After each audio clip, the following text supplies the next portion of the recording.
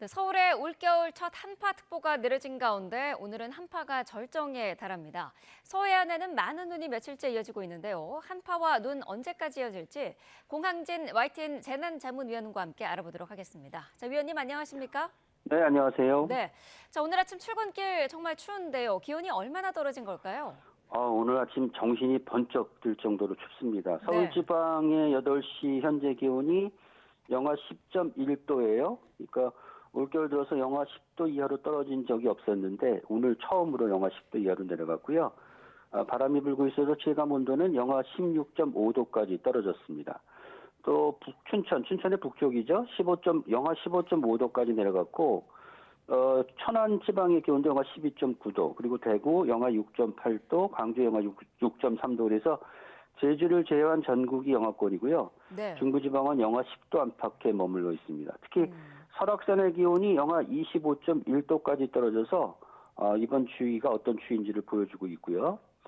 체감 온도는 이제 바람이 불면 좀 더 떨어지니까 중부지방은 대부분 영하 15도 이하로 내려갔다고 볼 수 있습니다. 문제는 이제 오늘 낮에도 이 추위가 이어진다는 것인데요. 오늘 낮 최고 기온 영하 8도 서울 예보 나와 있는데 지금까지 서울 지방의 최저 기온이 영하 7.7도 기록했거든요. 그러니까 네. 지금까지 낮았던 기온보다도 오늘 오후가 더 춥다. 뭐 이렇게 보시면 되겠습니다. 그리고 오후에도 체감 온도는 영하 10도 이하에 머물기 때문에 오늘 하루 종일 영하 10도 이하의 추위가 이어진다고 볼 수 있고요. 이렇게 한파가 이어지면서 중부 지방 대부분 그리고 남부 북부 내륙에는 한파 경보와 주의보가 발효 중입니다. 네.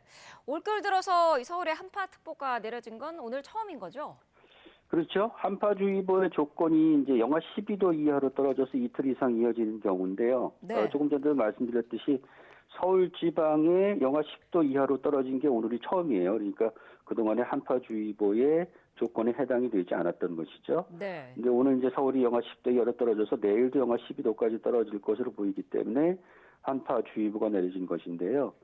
서울 지방의 경우 이제 영하 10도 이하의 추위가 지금까지 한 번도 없었는데 12월 이제 기온이 그랬거든요. 이게 지난 2016년 이후 8년 만입니다. 그리고 12월 최저 기온이 영하 7.7도였는데 이 기온도 지난 10년 동안 가장 높았던. 그러니까 12월 기온이 평년보다 조금 높았기 때문에 이렇게 한파주의보가 1월에 처음으로 발령되는 이런 이례적인 현상을 빚었고, 특히 영하 15도 이하로 떨어지면 이제 한파 경보가 내려지는데 지금 뭐 지도에서 보시는 것처럼 강원도 지방 그리고 경기 동부 쪽은 한파 경보가 발효 중입니다. 네. 이번 주 들어서 이렇게 갑자기 추워진 이유는 어디에 있을까요?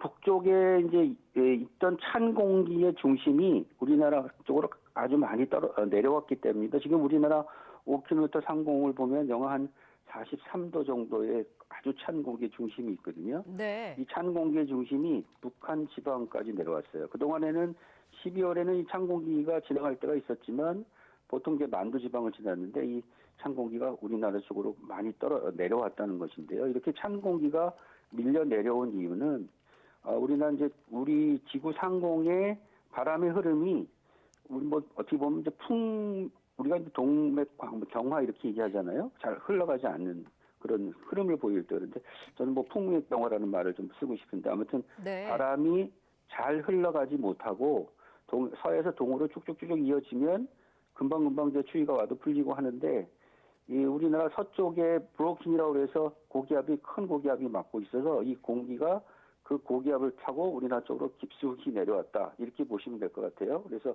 아마 이렇게 찬 공기가 뚝이 터지듯이 이제 찬 공기가 밀려 내려온 것인데 이 찬 공기가 이제 북극에 있어야 될 공기거든요. 이 네. 공기가 지금 북극이 이제 따뜻해지고 있어요. 지금 왜냐면 현재 전 세계적인 해빙의 규모를 보면 역대 최소입니다. 그러니까 그만큼 얼음의 면적이 줄어들었다는 것은 태양열이 이제 그 북극으로 많이 향했다는 것인데 이렇게 되면 네. 북극이 더워지고 결국 제트 기류가 크게 흔들리면서 그 사이에 찬 공기가 우리나라로 밀려왔다 이렇게 볼 수가 있는 것이죠. 네.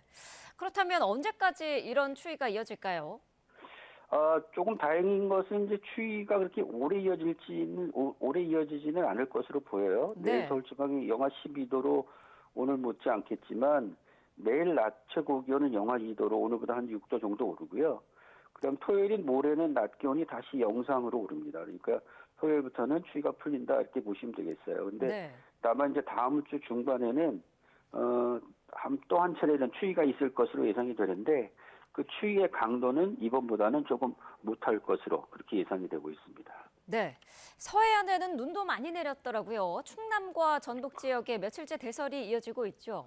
그렇죠. 예, 눈이 많이 오고 있어요. 그 눈이 이렇게 오는 이유는 이제 바람이 이렇게 북서풍이 불게 되면 찬 바람이 바다를 지나면서 이제 바다는 조금 따뜻하잖아요. 그러니까 네. 거기에서 눈구름이 생기거든요.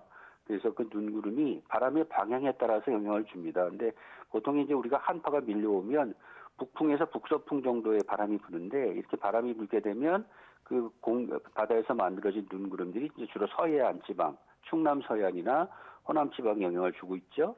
그래서 이렇게 되면 이제 아마 유성 사진 같은 거 이렇게 보시면 마치 이렇게 물결처럼 이렇게 구름이 생기는 걸 볼 수 있는데 네. 이 구름들이 영향을 주면서 지금 많은 눈이 내린 것입니다. 근데 다행스러운 거는 오늘 새벽에는 사실 이제 눈구름이 조금 바닷가에 치우치면서 그렇게 많이 내리지는 않았어요. 네. 하지만 지금 한 5cm 정도의 눈이 내렸는데 근데 이미 많은 눈이 내린 곳이 많거든요. 지금 우주에는 여러분들이 뭐 가보지 않았어서 정말 이렇게 눈이 쌓였어라고 생각할지 모르지만 지금 우주에는 78cm의 눈이 쌓여 있습니다. 네. 그러니까 그 전라북도나 이쪽으로는 한 10cm 정도 안팎의 눈이 쌓여 있다. 그러니까 이쪽으로 가시는 분들은 이 눈에 대한 대비를 하셔야 되겠고요. 그리고 이 추위가 풀리기 전까지는 계속해서 바람 방향이 호남과 충청 지방에 눈을 뿌릴 것으로 보이기 때문에 적어도 모레까지는 이렇게 눈이 자주 내린다라는 생각을 좀 하시는 게 좋을 것 같습니다. 네.